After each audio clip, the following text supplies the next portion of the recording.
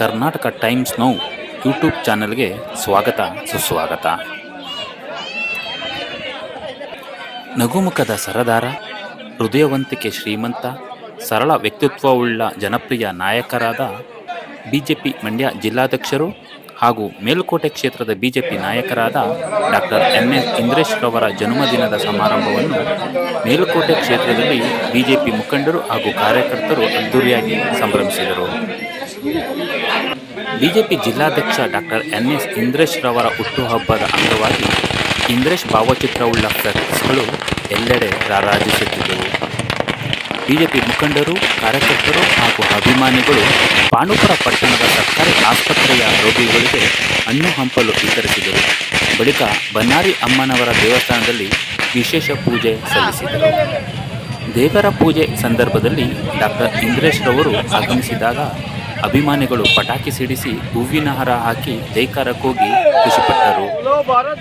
ಅಭಿಮಾನಿಗಳು ಹಾಗೂ ಪಕ್ಷದ ಮುಖಂಡರು, ಕಾರ್ಯಕರ್ತರು ಒಗ್ಗೂಡಿ ಬೈಕ್ ರ್ಯಾಲಿ ಮೂಲಕ ಪಾಂಡುಪುರ ಪಟ್ಟಣದಿಂದ ಮೇಲುಕೋಟೆ ಶ್ರೀ ಚೆಲುವನಾರಾಯಣ ಸ್ವಾಮಿ ದೇವಸ್ಥಾನಕ್ಕೆ ತೆರಳಿ ದೇವರ ದರ್ಶನ ಪಡೆದುಕೊಂಡರು. ಪಾಂಡುಪುರ ಪಟ್ಟಣದ ಬನ್ನಾರಿ ಅಮ್ಮನವರ ದೇವಸ್ಥಾನದಲ್ಲಿ ಪೂಜೆ ಸಲ್ಲಿಸಿದ ಡಾಕ್ಟರ್ ಇಂದ್ರೇಶ್ ಅವರು ಕಾರ್ಯಕರ್ತರ ಜೊತೆ ಪಾಂಡುಪುರ ಟೌನ್, ಹಿರೇಮರಳ್ಳಿ ಗೇಟ್ ಬಳಿ, ಬನಘಟ್ಟ, ಮಹದೇಶ್ವರಪುರ, ನೀಲನಹಳ್ಳಿ ಗೇಟ್ ಹಾಗೂ ಬೆಳ್ಳಾಳೆ ಗ್ರಾಮದಲ್ಲಿ ಅಭಿಮಾನಿಗಳು ಕೇಕ್ ಕತ್ತರಿಸಿ, ಸಿಹಿ ವಿತರಿಸಿ, ಪಟಾಕಿ ಸಿಡಿಸಿ, ಹೂ ಹಾರ ಹಾಕಿ ಮೇಲುಕೋಟೆ ಕ್ಷೇತ್ರದಿಂದ ಡಾಕ್ಟರ್ ಇಂದ್ರೇಶ್ ಪ್ರಥಮ ಬಿಜೆಪಿ ಶಾಸಕರಾಗಲಿ ಎಂದು ಜೈಕಾರ ಕೂಗುತ್ತಿದ್ದ ಪ್ರಸಂಗ ನಡೆಯಿತು.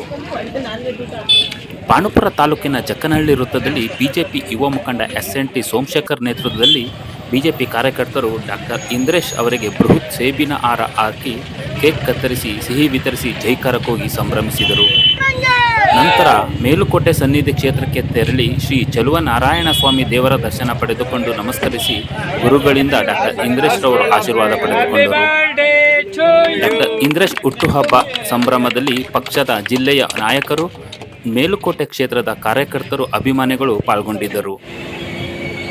ಬಿಜೆಪಿ ಜಿಲ್ಲಾಧ್ಯಕ್ಷರಾಗಿರುವ ಡಾಕ್ಟರ್ ಇಂದ್ರೇಶ್ ರವರು ಮಂಡ್ಯ ಜಿಲ್ಲೆಯಾದ್ಯಂತ ಪಕ್ಷದ ಸಂಘಟನೆಗೆ ಹೆಚ್ಚು ಒತ್ತು ನೀಡುತ್ತಿದ್ದರಿಂದ ಮೇಲುಕೋಟೆ ಕ್ಷೇತ್ರದಿಂದ ಸ್ವಲ್ಪ ದೂರವೇ ಉಳಿದಿದ್ದರು. ಆದರೆ ಹುಟ್ಟುಹಬ್ಬದ ಅಂಗವಾಗಿ ಮೇಲುಕೋಟೆ ಕ್ಷೇತ್ರದಲ್ಲಿ ಸಂಚರಿಸುವ ಮೂಲಕ ಡಾಕ್ಟರ್ ಇಂದ್ರೇಶ್ ಮೇಲುಕೋಟೆ ಕ್ಷೇತ್ರದಿಂದ ಬಿಜೆಪಿ ಅಭ್ಯರ್ಥಿ ಆಗುವುದು ಖಚಿತ, ಮೇಲುಕೋಟೆ ಕ್ಷೇತ್ರದಲ್ಲೇ ನನ್ನ ಬಿಜೆಪಿ ರಾಜಕಾರಣ ಖಚಿತ, ನನ್ನ ರಾಜಕೀಯ ಸೇವೆಗೆ ಮೇಲುಕೋಟೆ ಕ್ಷೇತ್ರದ ಜನತೆ ಅವಕಾಶ ಕಲ್ಪಿಸಿಕೊಟ್ಟು ಆಶೀರ್ವಾದ ಮಾಡೇ ಮಾಡುತ್ತಾರೆ ಎಂಬ ನಂಬಿಕೆ ಹಾಗೂ ವಿಶ್ವಾಸದೊಂದಿಗೆ ಮೇಲುಕೋಟೆ ಕ್ಷೇತ್ರದ ಅಭಿಮಾನ ವ್ಯಕ್ತಪಡಿಸಿದರು.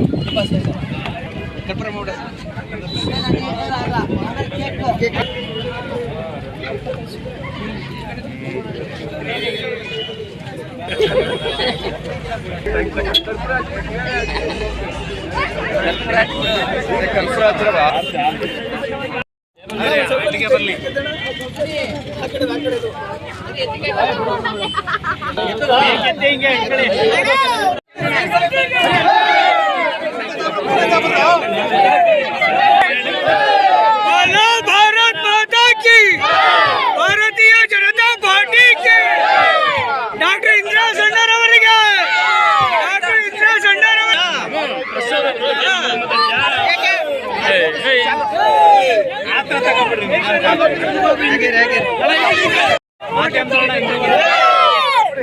बोलो भारत माता की, बोलो भारत माता की,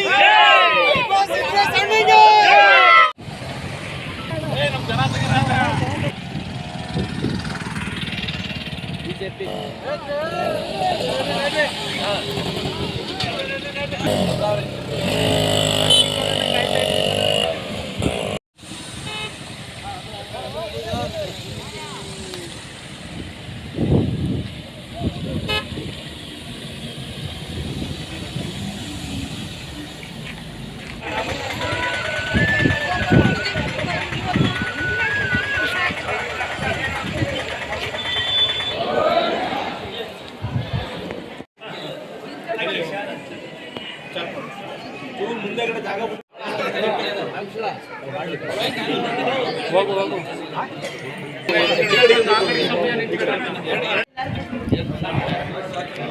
ಹುಟ್ಟುಹಬ್ಬದ ಶುಭಾಶಯಗಳು.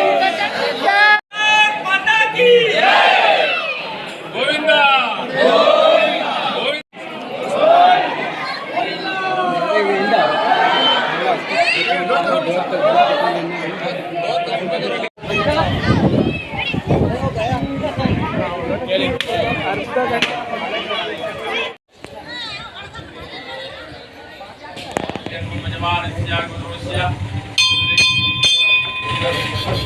ವೀರಾಂಜನೇಯ ಸ್ವಾಮಿ ಪ್ರಥಮ ಬಾರಿಯಾಗಿ ನಿಮಗೆ ಜನ್ಮದಿನ ಶುಭಾಶಯಗಳು ಸರ್. ಹೇಗೆ ಅನ್ನಿಸ್ತು ಸರ್ ಸ್ಟಾರ್ಟಿಂಗ್? ಈಗ ಒಂದು ಕಾರ್ಯಕರ್ತರ ಸಂಭ್ರಮ, ಗ್ರಾಮಸ್ಥರ ಸಂಭ್ರಮ, ಮೇಲ್ಕೋಟೆ ವಿಧಾನಸಭಾ ಕ್ಷೇತ್ರದ ಒಂದಷ್ಟು ಜನತೆಯ ಸಂಭ್ರಮ ಹೇಗೆ ಅನ್ನಿಸ್ತು ಸರ್? ಏನಿಲ್ಲ, ಇದಕ್ಕೆಲ್ಲ ಬೆಲೆ ಕಟ್ಟಕ್ಕಾಗಲ್ಲ.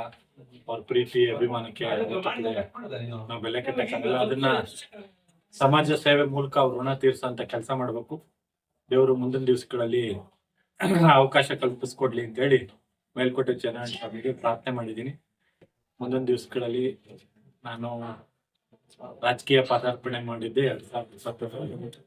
5 ವರ್ಷದಲ್ಲಿ ನಮ್ಮ ಭಾರತೀಯ ಜನತಾ ಪಾರ್ಟಿ ನನಗೆ ಬಂದ 2 ವರ್ಷಕ್ಕೆ MLA ಟಿಕೆಟ್ ಕೊಟ್ಟಿದೆ, 2 ಬಾರಿ ಅಧ್ಯಕ್ಷ ಮಾಡಿದೆ. ಹಂಗಾಗಿ ನಮ್ಮ ಮಂಡ್ಯ ಜಿಲ್ಲೆನಲ್ಲಿ ಕನಿಷ್ಠ ಒಂದು 3 ರಿಂದ 4 ವಿಧಾನಸಭಾ ಕ್ಷೇತ್ರಗಳು 2028ರಲ್ಲಿ ಭಾರತೀಯ ಜನತಾ ಪಾರ್ಟಿ ಅಭ್ಯರ್ಥಿಗಳಿದ್ದು MLA ಆಗಿ 2028ರಲ್ಲಿ ನಮ್ಮ ರಾಜ್ಯಾಧ್ಯಕ್ಷರಾದ BY ವಿಜಯೇಂದ್ರಣ್ಣವರು ಮತ್ತೆ ವಿರೋಧ ಪಕ್ಷದ ನಾಯಕರಾದ ಆರ್ ಅಶೋಕಣ್ಣ ಮತ್ತೆ ಚಲವಾದಿ ನಾರಾಯಣ ಸ್ವಾಮಿ ಅವರ ನೇತೃತ್ವದಲ್ಲಿ ಭಾರತೀಯ ಜನತಾ ಪಾರ್ಟಿಯ ಸರ್ಕಾರ ರಚನೆ ಆಗ್ಬೇಕಂತೇಳಿ ಎಲ್ಲ ಸಂಕಲ್ಪ ಮಾಡಿದೀವಿ. ಆ ದೃಷ್ಟಿಯಿಂದ ಮುಂದಿನ ದಿವಸಗಳಲ್ಲಿ ಸಂಘಟನಾತ್ಮಕವಾಗಿ ಇನ್ನು ಮಂಡ್ಯ ಜಿಲ್ಲೆಯಲ್ಲಿ ಹೆಚ್ಚಿನ ರೀತಿಯಲ್ಲಿ ಸಂಘಟನೆ ಮಾಡಿ ಪಕ್ಷವನ್ನ ಬಲಗೊಳಿಸುವಂತ ಕೆಲಸವನ್ನ ಮಾಡ್ತೀವಿ.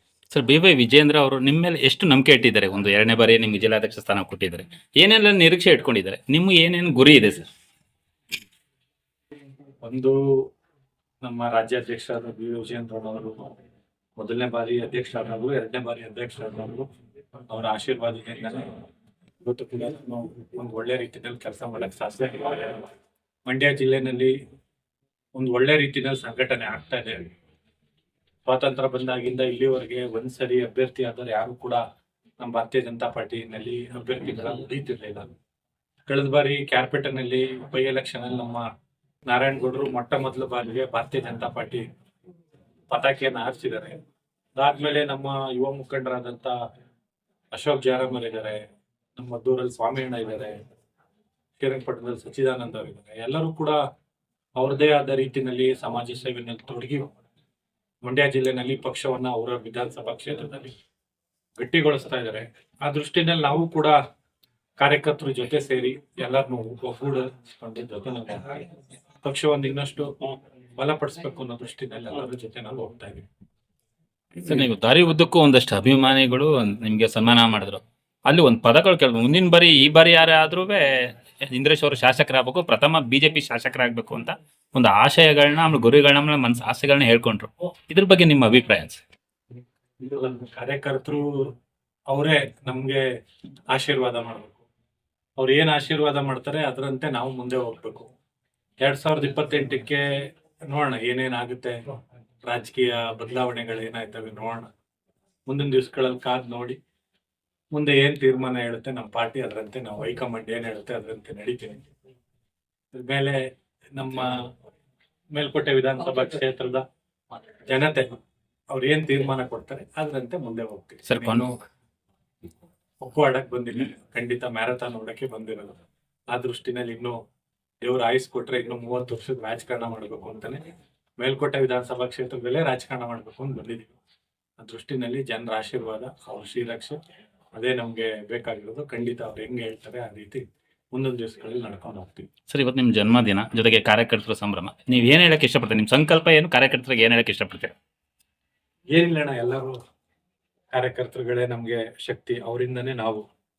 ಹಂಗಾಗಿ ಎಲ್ಲರೂ ಕೂಡ ಇವತ್ತು ಅಷ್ಟು ಮಟ್ಟಿಗೆ ಪ್ರೀತಿ ಅಭಿಮಾನ ತೋರಿಸಿ ನಾನು ಹುಟ್ಟುಹಬ್ಬನ ಆಚರಣೆ ಮಾಡಬೇಕು ಅಂತೇಳಿ ಎಲ್ಲಾ ಕಡೆನೂ ಪಾಪ ನಿಲ್ಲಿಸಿ ಅವ್ರದೇ ಆದ ರೀತಿನಲ್ಲಿ ಎಲ್ಲರೂ ಸಂಭ್ರಮ ಪಟ್ಟಿದ್ದಾರೆ.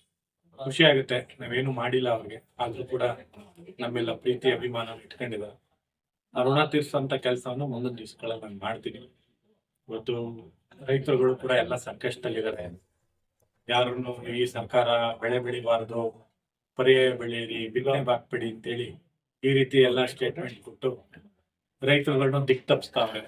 ಡಿ ಕೆ ಶಿವಕುಮಾರ್ ಮುಖ್ಯಮಂತ್ರಿ ಆದ್ಮೇಲೆ ಬಿಡದಿ ರೈತರ ವಿಷಯ ಆಗ್ಬೋದು ಅಥವಾ ಇಲ್ಲಿ KRS ವಿಷಯದಲ್ಲಿ ಆಗ್ಬೋದು, ಈ ಬಾರಿನೂ ಕೂಡ ಎಲ್ಲಾ ಕಡೆನೇ ಸರ್ಕಾರ ರೈತರ ಹಿತ ಕಾಪಾಡೋದ್ರಲ್ಲಿ ವಿಫಲ ಆಗಿದೆ.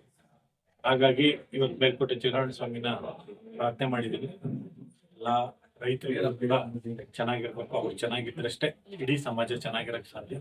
ಹಾಗಾಗಿ ಎಲ್ಲರಿಗೂ ಕೂಡ ಒಳ್ಳೆ ರೀತಿಯಲ್ಲಿ ಆಯಸ್ಸು, ಆರೋಗ್ಯ, ಸುಖ, ಶಾಂತಿ, ನೆಮ್ಮದಿ ಕೊಟ್ಟು ಕಾಪಾಡಿ ಅಂತೇಳಿ ಮೇಲ್ಕೋಟೆ ಚಿರಾಯಣ್ಣ ಸ್ವಾಮಿನ ಕೇಳ್ಕೊಂತೀವಿ.